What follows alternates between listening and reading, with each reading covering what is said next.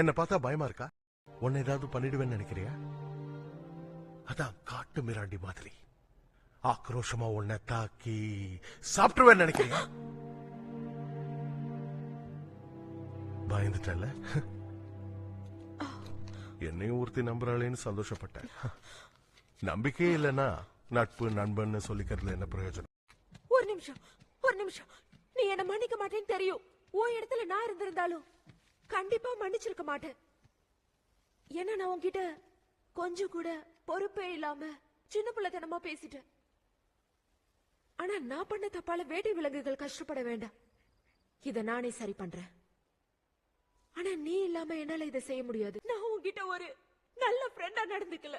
உன் மனசை நான் ரொம்ப ரொம்ப ஆழமா காயப்படுத்திட்டேன். நீ முன்னாடி சொல்லவே இல்ல. அது சரிதான். அழுதாவும் மூஞ்சி பார்க்க சகிக்கல. இல்ல இந்த பெண்ணை